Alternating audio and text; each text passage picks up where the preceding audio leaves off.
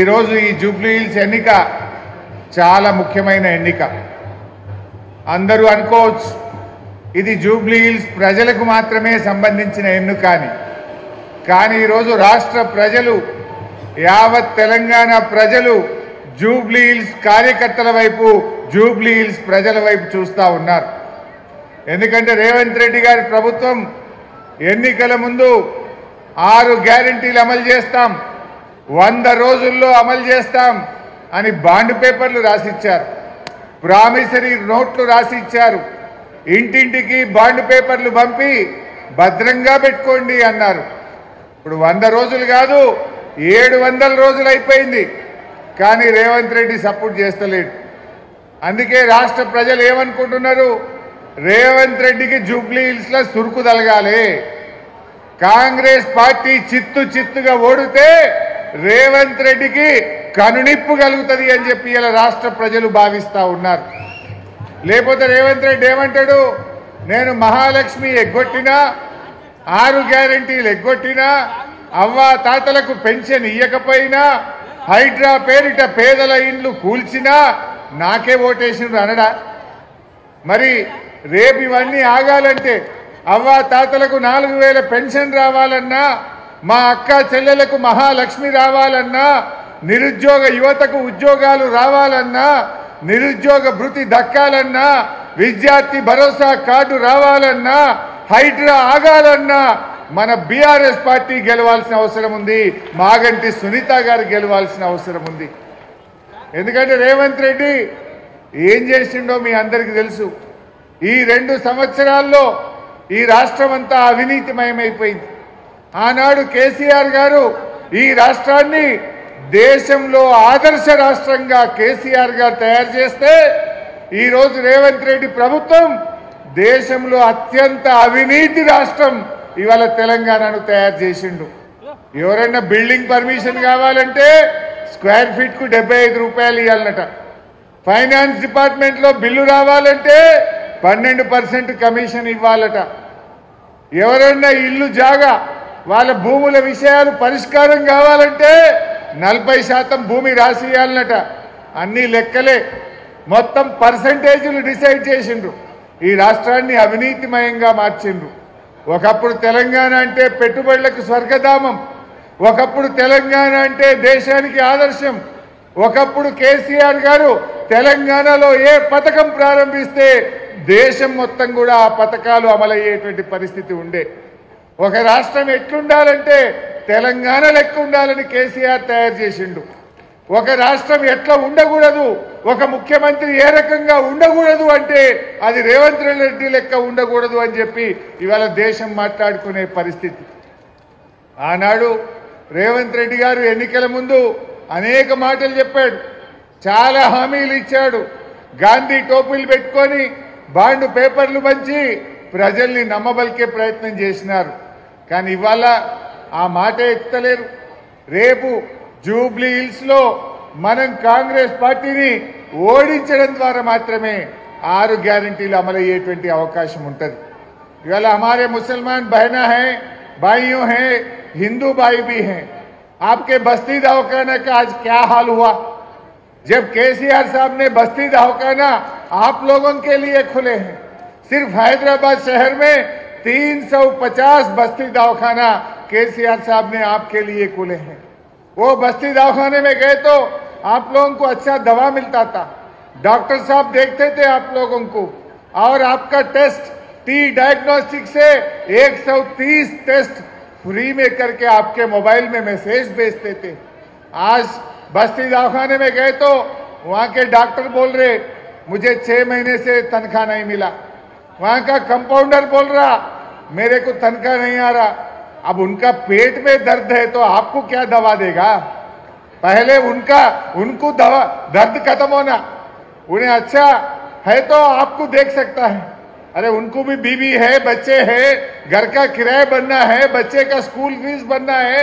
6 महीने से रेवंत रेड्डी सरकार ने बस्ती दवाखानों के डॉक्टर को जो वहां पर काम करते उन लोगों को तनख्वाह नहीं मिल रहा. वहां पर दवा का सप्लाई भी बंद हो गया. नाम के लिए बस्ती दवाखाना है. क्या तकलीफ है रेवंत रेड्डी को? केसीआर साहब का निशान है बोल के तकलीफ है।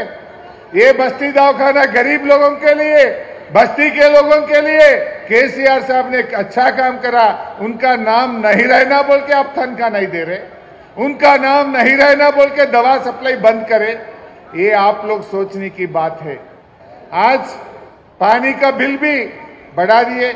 जब केटीआर साहब म्युनिसिपल मिनिस्टर थे 20,000 लीटर तक गरीब लोगों को मुफ्त में पानी दिया। आज रेवंत आया, फिर पानी का बिल आना शुरू हुआ। ये सब बात आप सोचने की है।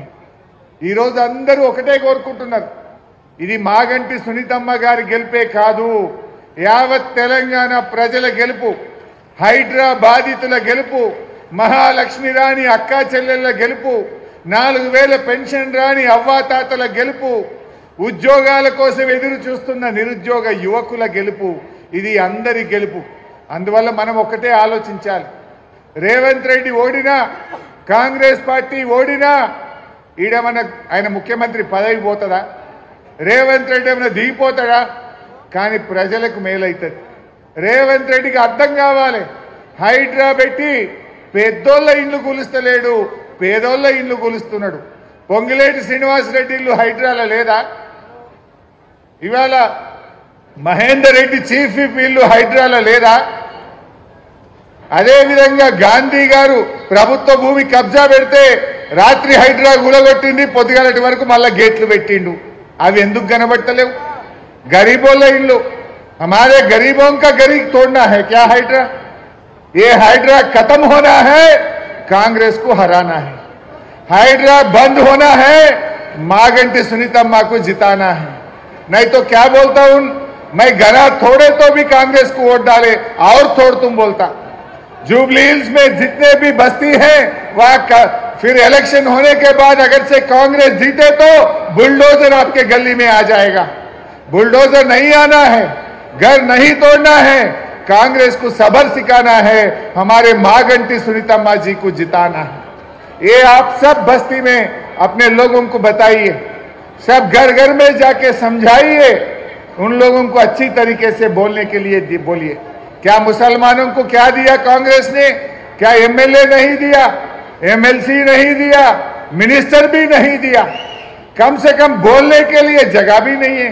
जब केसीआर साहब के हुकूमत में डिप्टी सीएम दिए, होम मिनिस्टर दिए, साहब के साथ केटीआर साहब नहीं थे कैबिनेट में, मैं भी नहीं था कैबिनेट में, एक ही मिनिस्टर केसीआर साहब के साथ स्वेरिंग सेरेमनी करे तो साहब के साथ महमूद अली साहब ने स्वेरिंग सेरेमनी करे। कितना इज्जत दिए आप जानना चाहें। केसीआर साहब ने बतकम्मा को तोहफा दिए, रमजान में भी तोहफा दिए। केसीआर साहब ने गरीब लड़की के शादी के लिए हिंदुओं को कल्याण लक्ष्मी दिए, मुसलमानों को शादी मुबारक दिए। रेवंत रेड्डी ने क्या बोला, मैं 1 तोला सोना भी देता हूं। सोना तो नहीं दिया, वो शादी मुबारक कल्याण लक्ष्मी का चेक 1 साल तक नहीं आ रहा। बेटे पैदा होने के बाद चेक आ रहा, आजकल शादी के लिए चेक नहीं आ रहा, 1.5 साल 2 साल के बाद चेक आ रहे। ये लोग समझ सकते हैं जितने अच्छे काम केसीआर साहब ने करे, रेवंत रेड्डी उसको तोड़ते आ रहा है। केसीआर किट बंद हो गया, बतकम्मा का साड़ी बंद हो गया, रमजान का तोहफा बंद हो गया, बच्चे फॉरेन में पढ़ने के लिए ओवरसीज स्कॉलरशिप बंद हो गया, दलित बंधु बंद हो गया, मुसलमान का बंधु बंद हो गया, बीसी बंधु भी खत्म कर दिया। एक एक तोड़ते आ रहा है। बस्ती दवाखाना को खत्म कर दिया। ऐसा एक एक जितने भी अच्छे काम केसीआर साहब ने करे उसको तोड़ते आ रहा है रेवंत रेड्डी। इसलिए हम सब मिलके, या हिंदू या मुसलमान, अपने हैदराबाद को बचाने के लिए, अपना तेलंगाना का इज्जत बढ़ाने के लिए ये रेवंत रेड्डी, ये कांग्रेस सरकार को सबर सिखाने का जरूरत है। सब मिलके काम करेंगे। हिंदू मुस्लिम సోదరులు అందరూ కలిసి కట్టుగా, ఇది మన గెలుపుగా, ఇది మాగంటి సునీతమ్మ గెలుపు కాదు, బీఆర్ఎస్ కార్యకర్తల గెలుపు, బీఆర్ఎస్ కుటుంబ సభ్యుల గెలుపు, తెలంగాణ ప్రజల గెలుపుగా అందరం కూడా కలిసి కట్టుగా మనం కృషి చేయాల్సిన అవసరం ఉంది। ముఖ్యంగా జూబ్లీ హిల్స్ కార్యకర్తలు చాలా బాగా పనిచేస్తా ఉన్నారు। నేను మీ అందరికీ ఒక్కటే ఒక్క భరోసా ఇస్తున్నాను, ధైర్యంగా ఉండండి. కేటీఆర్ గారు నేను మీ జూబ్లీ హిల్స్ని ఆనుకొనే ఉన్నాం. పిలిస్తే 10 నిమిషాల్లో మీకు అండగా మేముంటాం, మీ దగ్గర వచ్చి నిలబడతాం. సునీతమ్మకు కుడి చేయిగా ఎడమ చేయిగా అండదండలుగా ఉంటాం. కార్యకర్తలకు మీకు ఏ కష్టం వచ్చినా, ఏ ఆపద వచ్చినా, ఏ అవసరం వచ్చినా, మీరు ఒక్క మెసేజ్ పెట్టినా, ఒక్క పిలుపుకు కేటీఆర్ గారు, నేను, తలసాని సీనన్న మేమందరం కూడా మీకు అందుబాటులో ఉంటాం.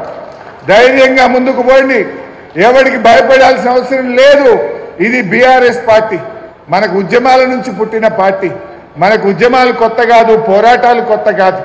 మరి ఆ పోరాట స్ఫూర్తితో, ఉద్యమ స్ఫూర్తితో మన కేసీఆర్ గారి నాయకత్వంలో మనందరం కలిసి కట్టుగా మాగంటి సునీతమ్మ గారిని గెలిపించి కేసీఆర్ గారికి బహుమతిగా ఇవ్వాలి.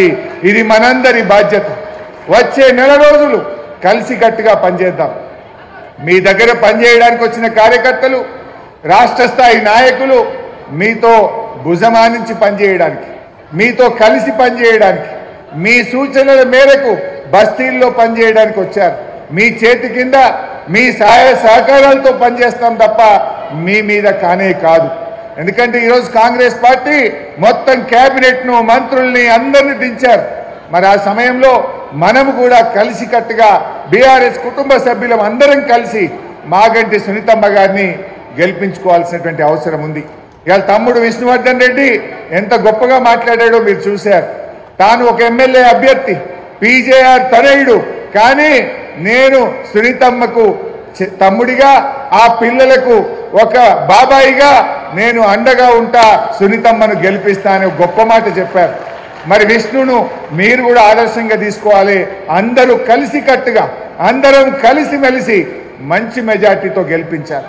నాకు నిన్న మొన్న మన శాసనసభ్యులు, మన కార్యకర్తలు చెప్తున్నారు, అన్న ఎక్కడ పోయినా हर गली में, हर बस्ती में, हर घर में एक ही बात बोल रहे, हम कार के लिए वोट देंगे, केसीआर के लिए वोट देंगे, हम कांग्रेस को हराएंगे। हाइड्रा मुर्दाबाद की बात हर घर में सुन रहे, हर बस्ती में सुन रहे बोल के जो लोग अपने कार्यकर्ता, अपने लीडर मुझे बता रहे थे। मुझे पूरा भरोसा है जीत तो पक्का हो गया। अब बात एक ही है, कितना मेजॉरिटी आने वाला है, कितना मेजॉरिटी से हमारा अपने सुनीतम्मा जीतने वाला है। सो मेरे एक ही गुजारिश है, हैदराबाद में सबसे बड़ी मेजॉरिटी से सुनीतम्मा को जिताना चाहिए। क्यों बोले तो जितना अच्छा मेजॉरिटी आया उतना रेवंत रेड्डी मुंह काला हो जाता। उनको मालूम पड़ता लोग कितना गुस्सा में हैं, लोग क्यों गुस्सा में हैं, हाइड्रा के ऊपर गुस्सा है, और शादी मुबारक के अब सोना नहीं दे रहे बोल के गुस्सा में है, बूढ़ा लोगों को 4000 नहीं दे रहे बोल के गुस्सा में है, महिलाओं को महालक्ष्मी नहीं दिया बोल के गुस्सा में है। ये बात कैसा मालूम होता? सिर्फ हराने में नहीं, बड़ी मेजॉरिटी से सुनीतम्मा को जिताने में आपकी भलाई है, पूरा तेलंगाना की भी भलाई है। सो ఈ రకంగా అందరం ముందుకు పోదాం, కలిసిమెలిసి ఉందాం. ఇవాళ మీ ఉత్సాహం ఇంత పెద్ద ఎత్తున కార్యకర్తల మీటింగ్ అంటేనే ఒక పబ్లిక్ మీటింగ్ లాగా వచ్చారు. మీ ఊపు, మీ ఉత్సాహం చూస్తూ ఉంటే తప్పకుండా బీఆర్ఎస్ అద్భుతమైన విజయాన్ని సాధిస్తుంది. అందరం కలిసికట్టుగా ముందుకు పోదాం, సునీతమ్మ గారిని గెలిపించుకుందాం. జై తెలంగాణ. Thank you sir. ఇప్పుడు మన మధ్యలో ఉన్నటువంటి ఈ యొక్క జూబ్లీ హిల్స్ నియోజకవర్గ విస్తృత స్థాయికి ముఖ్య అతిథులుగా విచ్చేసినటువంటి భారత రాష్ట్ర సమితి వర్కింగ్ ప్రెసిడెంట్ గారైనటువంటి